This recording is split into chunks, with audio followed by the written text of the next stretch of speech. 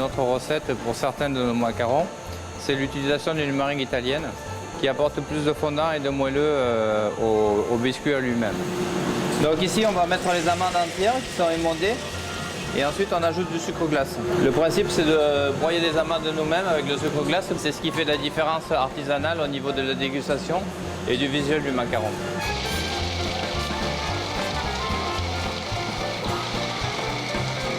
Donc là, en fait, on a obtenu ce qu'on appelle un temps pour temps, qui a la particularité d'avoir une granulométrie irrégulière. Donc on va retrouver des petits morceaux d'amande et on va retrouver de la poudre d'amande.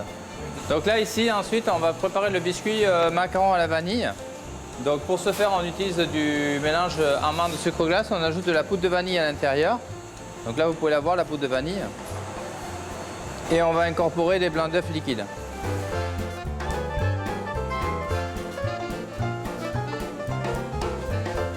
Ce mélange nous permet d'avoir une première pâte.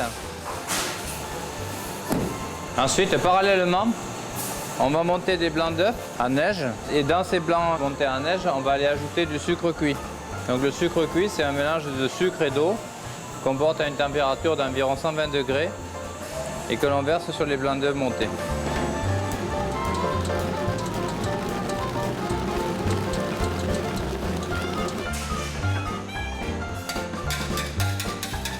Une fois que la meringue italienne est faite, on va l'incorporer en 2 ou 3 fois dans la première pâte. Après, il y a la sensibilité du pâtissier, c'est-à-dire qu'on sait jusqu'à quel moment on doit mélanger, à quel moment on doit arrêter de mélanger. Il y a plusieurs paramètres qui rentrent en ligne de compte et chaque jour, il faut peut-être varier aussi avec ces paramètres-là. Forcément, il y a des secrets, mais on ne les dira pas tous.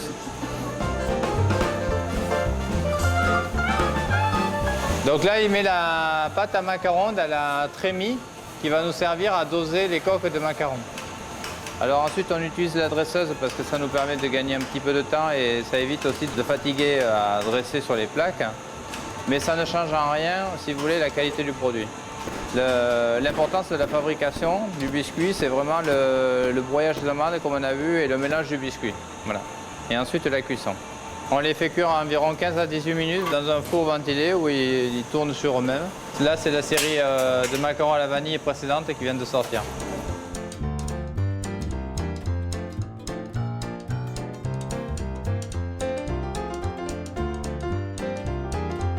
Ici, on laisse refroidir les coques et ensuite on va les garnir.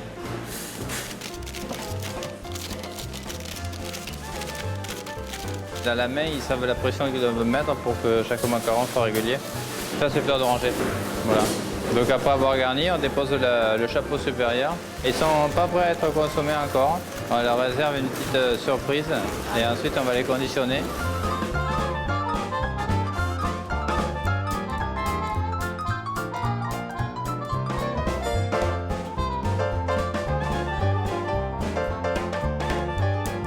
Ici, on a les macarons qui ont été garnis, que l'on laisse maturer un certain nombre d'heures en fonction des parfums pour que l'osmose se crée entre la garniture et la coque. Et dès que les macarons sont à la bonne texture, on va les reprendre et on ira les conditionner dans des boîtes. On fabrique environ entre 5 et 700 kg selon les périodes de l'année. La première des règles lorsqu'on confectionne des macarons, c'est d'utiliser des blancs d'œufs qui soient à température.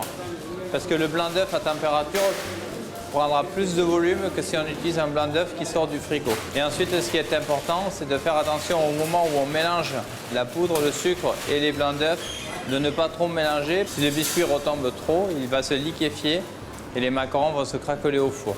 Donc bien entendu, il faut essayer 2-3 fois avant d'arriver à réaliser des macarons qui soient lisses à la perfection.